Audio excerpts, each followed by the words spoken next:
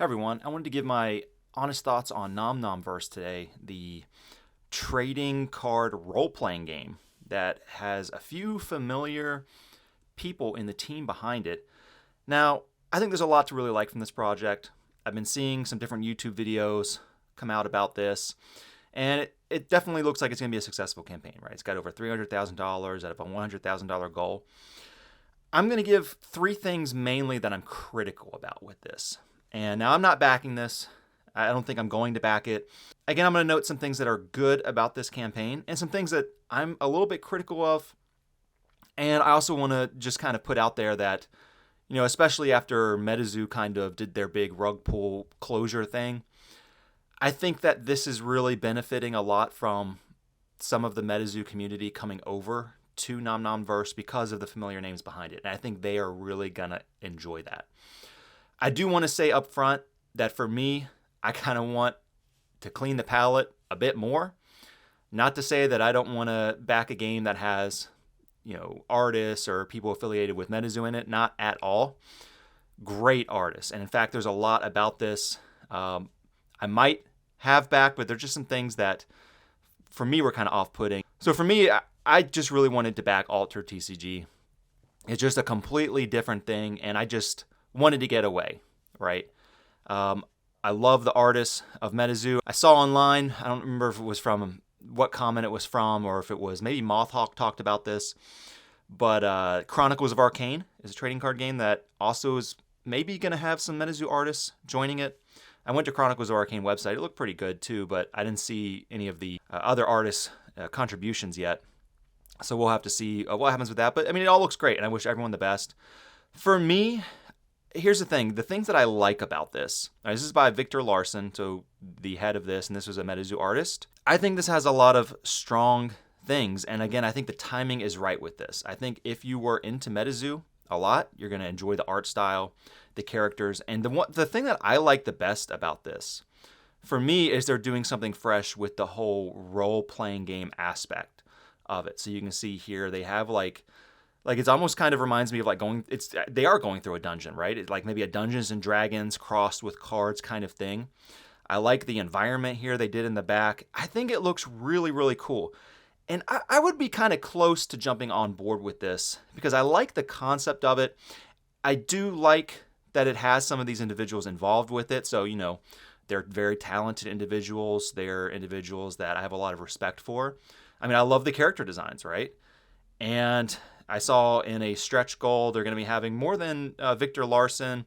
Let's see, who are some of these MetaZoo people? Here they are. So Victor Larsson, MetaZoo artist. Johnny Dunn, one of the Meta Bros. Tessa Jones, who I've seen do some content creation. And Isaac Coleman, I'm not familiar with. And is Senpai Studio, is that Victor Larsson? I think maybe there was some crossover with theirs on Instagram. I'm not sure. But if you look in the stretch goals, they also are going to get, it looks like with this stretch goal, they've got Isaac, Sky Lee, Seb, and Chris Campman, Poncho. Okay, so this is really where I feel like, people are diving on board with this, because if you were into MetaZoo, and, I was into MetaZoo for a while, I think it left a really bad taste in my mouth. So I'm really trying to be transparent about that because, for me, again, a lot of what I'm doing, I know people are going to different card games after MetaZoo, and I wasn't even doing a whole lot of MetaZoo too much anymore, but for me, Altered TCG is going to be the palette cleanse I need. But this is what I'm seeing, right? These talented artists from MetaZoo that I respect, that a lot of people respect and want to see continue in the trading card space. So I think that's great, and I appreciate that, and think that's a very, very strong point for this game and its successful campaign. So I wish them all the best. I really want to focus on the three things that kind of put me off on the campaign. Number one, I really love the character designs individually, right? It's got that kind of familiarity from some of the MetaZoo art, but in a whole new context, right? So I like that individually. I like the idea of like kaijus and different monsters and these like very kind of Mega Man almost kind of characters. These interesting kind of video game characters, right? It's a very retro feel to it, and I like that. Now, when I look at this is a playmat that they're going to have in. When I look at the visual cohesion of everything put together, I feel like it is not cohesively put together. They have a lot that speaks to the retro kind of pixelated vibes, right? The font, kind of, there's a lot of pastiche going on with like different elements being put together, but I don't think they're really coming together well. And to me, it speaks to a overall lack of polish at this point. This could change, right? I mean, this is just, they're just getting started. Maybe they're going to be making a lot of changes. But just to use this as an example, like this playmat here, right? It looks like these characters and monsters and the logo were all done separately as separate pieces of art. And then we're kind of, someone like placed them together as best they could against this red background. And for me, it does not work. Like this is their signature playmat, their like banner. And to me, this just is not coming together color-wise. You got the red and yellow, right? So I see that like the red, yellow, and blue seems to be kind of their primary colors, I guess, their signature colors. But then like this purple green monster down here is completely like just the color temperature, the colors there do not go against the red. It does not go with this character here. It does not go with this character here. Like this is more of a brown, kind of neutral, kind of darker shades. And this is like very pastel, kind of bright. And then you've got this stark red behind it. And let me say again that I really like all the characters individually. Like this character looks great. This artwork looks great, right? This character looks amazing. This looks so cool. But these, to me, this is just not all jiving together. It's like this scene right here was not conceptualized together from the get-go, that they had these separate designs, they needed a banner, they needed a playmat, and someone just kind of like moved them around on it until they came up with this kind of pastiche of different characters and then their logo. So when I look at that and when I look throughout the whole Kickstarter page, and I know it's just a Kickstarter page, right? A lot can change. Like I'm seeing this, forgive me, but this like McDonald's red and yellow, it's this stark kind of, to me, it's an unattractive like neon yellow. And then you've got, again, these like cool greens and purples and, you know, all this stuff like this dragon here with the blue and the pink and the white and black. Like, this all goes together as one artwork. But it does not look good, like this watercolor design with this retro pixelated aesthetic. It just does not work to me. And then you've got this NomNom. I don't even know what this is. This is like, what is this? And it's like an effect coming out of this, like steam or something. I don't know. There's just, I respect like a lot of this artwork on its own, but to me, it is not coheting together. It's not coming together. You've got this yellow, red, white, blue. Then like down here, you've got like, is this like a light blue? I don't know. I don't understand really what the color theory is behind this when it's all put together as one world or product or identity. It's really, really all over the place. And another thing that goes to that, I think, and forgive me if I sound a little sick, I think I have the flu, but here's another thing too. Like, I understand the retro kind of design, what they're going for with it being like kind of old school RPG, but I'm not sure it goes with the watercolor patterns. Like, it's almost kind of given off a Pokemon feel, but like the Pokemon video game, the cards were watercolor, but like the actual creatures were then pixelated. So I feel like the aesthetic just does not really work with the combination of watercolor and pixelation to me. And some of that might have to do with just the UI design of the cards. Like, here's a good example. This kind of gold brown line or border work clashes so much with this very, I guess, bright, vivid red, blue, green. Like, again, when you look at this champion, this looks awesome. But the card design, even the background looks good with that lightning. But the design to me does not work, okay? And I'm not dumping on this, you know. I think I like the idea of the game, the trading card role-playing game. I like the idea of having like these video game kind of aesthetic things. But I think there's some clashing going on with just the design. And overall, when you look at the marketing, the banners, when you look at the way some of this information is put together, when you look at the card design with the characters, to me, there is this lack of cohesion that just pervades throughout. And again, like, this looks awesome. I love the characters, okay? I love the artwork, respect to all the artists and people working on this.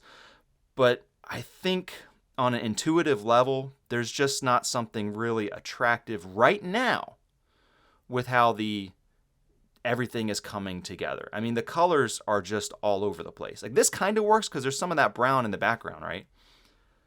But like this, like that border, I feel like they need something more neutral, like a black or a gray, something that is really just gonna do better than this. It's, in my opinion, whatever shade they chose for these little boxes is an ugly kind of brownish gold color that will not go with everything you put there. And that's just my 2 cents. You know, I feel like I'm going to get some criticism for, you know, how hard I'm coming down on that, but, you know, I'm trying to give some constructive feedback too. Like, this could maybe work, test out some different borders or something. You know, I'm not sure that the color cohesion across the campaign, across this product, is working right now. That's enough of that. Let's go to number 2. I'm not sure how I feel about this selling point of we're making everything in the US and we're going to support US-based artists and businesses. And this is why.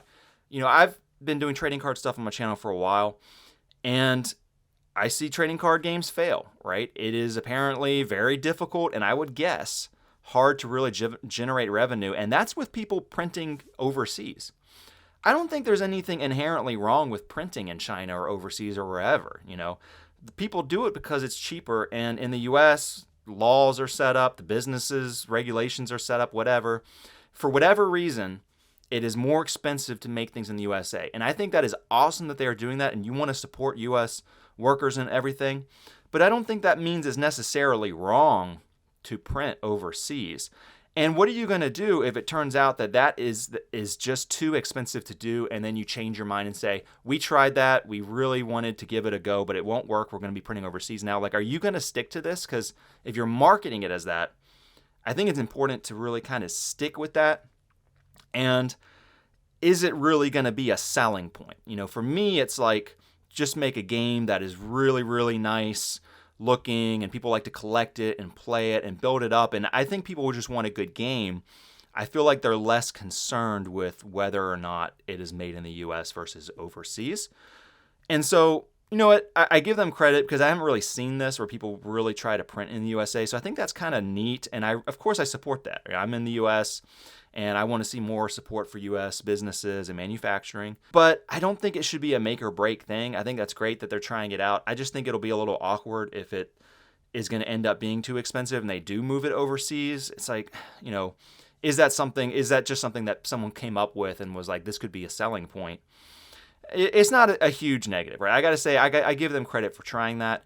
I just want to say too that I don't think it is wrong to print overseas and do things overseas. And because something is made in China does not make it a bad product. People make all kinds of stuff in China, overseas, and other areas, and it doesn't make it bad. There's a stereotype, oh, made in China, right?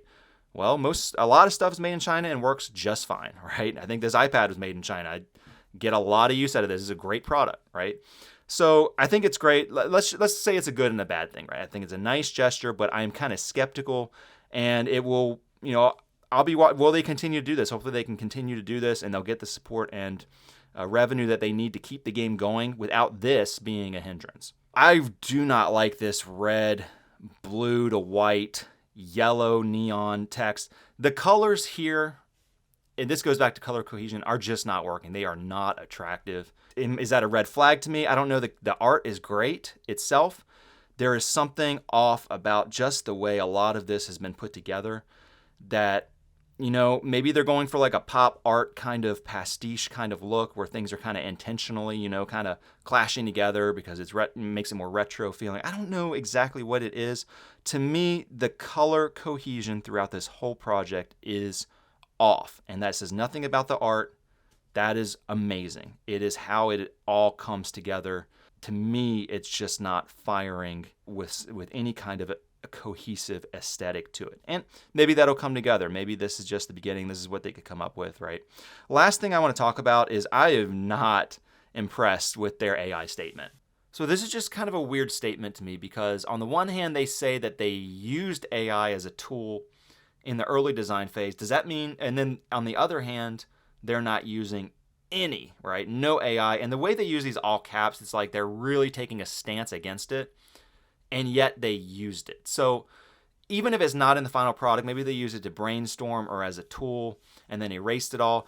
I don't like the way that this was worded, where yes, we used it, but all caps were so against it. To me, that is a little bit, I don't want to say the word hypocritical because that's so negative, but there's something inconsistent. I think inconsistent is a more appropriate term with kind of embracing it in some fashion, and then it's almost like, well, it's okay for landscape composition, but then it's not okay for other artworks, right? And I'm also confused, like if they use it in the early design phase, is that just to kind of get a glimpse of what something might look like and then they erase it and then someone completely redoes the whole landscape from scratch? Because if the AI tool gave you some kind of reference to draw from or some kind of help in conceptualizing it, I feel like that's a great thing. That's a nice thing. And I don't think it's really consistent with then having these all caps, zero AI assistance or use in the final product. I feel like this is an inconsistent statement around AI, and it's important because it's becoming more and more included, I think, or used in trading card games. To give an example, Wonderland, their Kickstarter project, they're very transparent about how they use an AI filter to add details and shadows to characters. And some people don't like that, and some people do. They don't care because it just looks awesome in the end, and they're just transparent about it, right? So I don't like this whole... There's something about this statement that kind of put me off. Like, we did use it. We want to kind of not hide the fact that we did use it, but we also don't want to scare people away. That's, if I read between the lines, and I might not be accurate with that, that's kind of what I got out of this, and I didn't like that. You know, are they going to use AI again in the future? Are they going to continue to use it, but not on final designs, right? I mean, I don't really understand exactly. I feel like they could give a little more information about that. But besides that, I feel like this looks like it's really in the planning stages. Like this is a big planning board with a lot to work out at this point. And so for me, I'm not ready to come in and back it. You know, if they were to really clean it up a lot in a future product, then, you know, maybe I would check it out a little bit more. But if the Kickstarter products are going to kind of, if this is going to reflect what the Kickstarter projects are going to look like, for me, I'm not just on board yet. I think there's a lot of good. I just don't think that it's all coming together quite yet. A lot of this looks very, very brainstorming, pre-planning kind of stages. And that's okay for a Kickstarter campaign, right? Maybe the final product will look a lot different than this. That's all I have to say about it. Let me know what y'all think down in the comments below, and I'll see you in another video very soon. Thank you.